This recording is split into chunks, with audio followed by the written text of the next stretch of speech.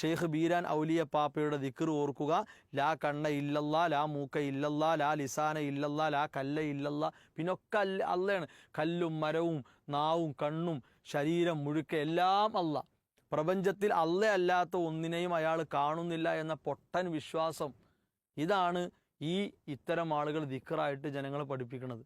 ഉദാഹരണത്തിന് ഇവിടെ പ്രസംഗിച്ച ഒരു മൗലവി കാര്യമായിട്ട് പറഞ്ഞോലോ, ബീരാൻ ഔലിയപ്പാപ്പ പറഞ്ഞോലോ ലാ ഐന ഇല്ലല്ലാ, അതായത് ലാ ഐന ഇല്ലല്ലാ എന്ന് പറഞ്ഞോലോ ബീരാൻ ഔലിയപ്പാപ്പ, അത് വലിയ കാഫറാകുന്ന വാക്കായി പോയി എന്നാണ് ഇവിടെ മൗലവി പ്രസംഗിച്ചത്. എന്താ മൗലവി ആ വാക്കിന്റെ അർത്ഥം നിങ്ങൾക്കറിയാവോ? അമ്പിയാക്കളെ വാചകങ്ങൾ, ഔലിയാക്കളെ വാചകങ്ങൾ അത് അറിയുന്നവർക്കല്ലേ അറിയാൻ കഴിയൂ. ഈ രണ്ട് ഭൗതികം അഭൗതികം തമ്മിൽ വേർതിരിച്ചറിയാൻ കഴിയാത്ത ഇവർക്ക് ഔലിയാക്കളെ വാചകത്തിന്റെ അർത്ഥം മനസ്സിലാക്കാൻ കഴിയോ? ലാ ഐന ഇല്ലല്ലാഹ് എന്നൊരു മഹാൻ പറഞ്ഞാൽ അതിന്റെ അർത്ഥം എന്താ? അത് അവര് തന്നെ വിശദീകരിച്ച് നിങ്ങളും വായിച്ച അതേ പുസ്തകത്തിൽ തന്നെ അപ്പുറത്തുണ്ട്. പക്ഷേ നിങ്ങളെപ്പോഴും പകുതിയെ വായിക്കുള്ളൂ. അതാണ് തകരാറ്. എന്താണ് അദ്ദേഹം അതുകൊണ്ട് ഉദ്ദേശിച്ചത്? അതേ പുസ്തകത്തിന്റെ അപ്പുറത്തുണ്ട്. പക്ഷെ ആ പുസ്തകം ഞങ്ങളാരും പ്രസിദ്ധീകരിച്ചൊന്നുമല്ല, അത് മർക്കസുകാർ പ്രസിദ്ധീകരിച്ചതാണ് എന്ന് പറഞ്ഞതായിട്ടും കേട്ടു. ഞങ്ങളാരും പ്രസിദ്ധീകരിച്ചൊന്നുമല്ല. ആ പുസ്തകത്തിലുള്ളതൊക്കെ അണ്ണാക്ക് തൊടാതെ വീഴുന്ന ആളുകളുമല്ല ഞങ്ങൾ. അതേ സമയത്ത് അപ്പറഞ്ഞത് സത്യത്തിന് എതിരായിട്ട് പറയാൻ പാടില്ലല്ലോ. ഞാൻ ചോദിക്കുന്നു, ആ പറഞ്ഞതിന്റെ അർത്ഥം എന്താണ്? ആ പുസ്തകത്തിന്റെ അപ്പുറയില്ലേ? ഇതുപോലെയും മൗനയുമാരെ അപ്പുറം ഇപ്പുറവും നോക്കൂല. അതപ്പോൾ തകരാറ്. എല്ലാ വിഷയത്തിലും വരും തകരാറ് എവിടെയാണ്? എന്തേ ആ പുസ്തകത്തിന്റെ അപ്പുറം തന്നെ ഇല്ലേ? അതിന്റെ അർത്ഥം എന്താണ്? അങ്ങനെ ഒരാൾ പറഞ്ഞാൽ അതിന്റെ അർത്ഥം എന്താ? അങ്ങനെ നിങ്ങളെല്ലാം പറയണമെന്നല്ല. അങ്ങനെ ഒരു മഹാൻ പറഞ്ഞാൽ ആ മഹാൻ പറഞ്ഞതിന്റെ അർത്ഥം എന്താ?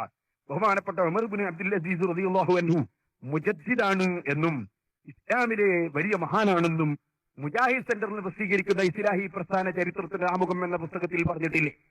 ആ ഉമർ ഇബ്നു അബ്ദുൽ അസീസ് പറഞ്ഞ വാചകം അറിയാമോ മൗലവിമാർ?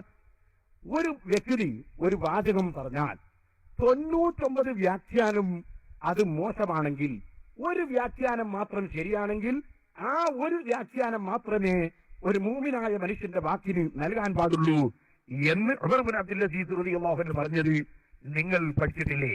ഇമാം സ്യൂത്തി അത് അവിടുത്തെ താരീഖുൽ ഖുൽഫയിൽ രേഖപ്പെടുത്തി വെച്ചിട്ടുണ്ട്.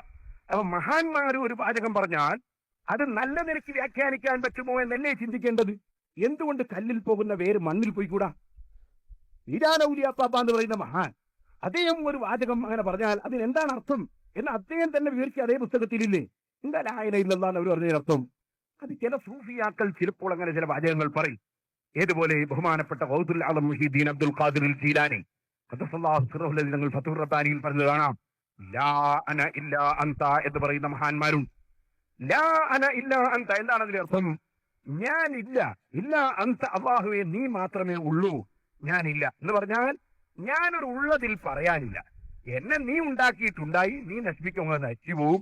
ഒരു ഉള്ളതിൽ പറയാനില്ല, ഞാനൊരു ഉള്ളതിൽ പറയാനില്ല. മറിച്ച് ഇല്ല അന്ത നീ മാത്രമാണ് ഉള്ളവൻ. കാരണം നിന്നെ ആരും ഉണ്ടാക്കിയിട്ടുണ്ടായതല്ല, നിനക്ക് നാശം ഇല്ല, നീ ഉണ്ടായതിന് തുടക്കം ഇല്ല. അതുകൊണ്ട് യഥാർത്ഥത്തിൽ ഉള്ളവൻ നീ മാത്രമാണ്. ഞങ്ങളുടെ ഈ ഉണ്ടാകലൊന്നും ഒരു ഉണ്ടാകലായി പറയാനില്ല. കാരണം നീ ഉണ്ടാക്കിയിട്ടുണ്ടായി എന്ന് മാത്രമേ ഉള്ളൂ. യഥാർത്ഥത്തിൽ ഉള്ളവൻ നീയാണ്. ഇത് തന്നെയാണ് ഔലിയാക്കൾ ചിലപ്പോൾ ലാ മൗജൂദ ഇല്ലല്ലാഹ്, അല്ലാഹുവല്ലാതെ ഉള്ളവൻ ഇല്ല എന്ന് പറഞ്ഞിട്ടുണ്ട്. ആ പറഞ്ഞതിന്റെ അർത്ഥം ബഹുമാനപ്പെട്ട ഉമർ ഖാദി വെളിയങ്കോട് ഉമർ ഖാദി റഹ്മത്തുള്ളാഹി തങ്ങളോട് ചോദിച്ചു, എന്താണ് ഈ ചില ഔലിയാക്കൾ ലാ മൗജൂദ ഇല്ലല്ലാഹ് എന്ന് പറഞ്ഞത്? അല്ലാഹുവല്ലാതെ ഉള്ളവനില്ല നമ്മളൊക്കെ ഇല്ലേ? അപ്പോൾ ഉമർ ഖാദി റഹിമഹുല്ലാഹ് ചൊല്ലി. എന്താ ചൊല്ലിയത്? ലദുൽ ബസീറത്തി നാദിറൻ നഹ്വൽ അഥർ ബല്ലിൽ മുഅത്തിരി ബിദ്ദുഹൂനി അനിൽ അഥർ ഫയറാ ബിഫിലിൻ ഫാഇലൻ ഹാലൻ നദർ ഫീ കുല്ലി ശൈഇൻ ഫസ്സവാബു കമാ ദുകിർ. ഉമർ ഖാദി റഹ്മത്തുള്ളാഹി അലൈഹി തങ്ങൾ ചൊല്ലി, ഉൾക്കാഴ്ചയുള്ള ആളുകൾ എടോ നിന്നെപ്പോലെ കണ്ണിന്റെ കാഴ്ച മാത്രമല്ല, വളരെയേറെ ചിന്തിക്കുന്ന ഉൾക്കാഴ്ചയുള്ള ആളുകൾ. ആ ഉൾക്കാഴ്ചയുള്ള ആളുകൾ നിങ്ങളെ ബാഹ്യമായ നോട്ടമല്ല നോക്കുന്നത്, അവരെപ്പോഴും നോക്കുന്നത് ആന്തരികമായ നോട്ടമാണ്. അങ്ങനെ ആന്തരികമായ നോട്ടം നോക്കുമ്പോൾ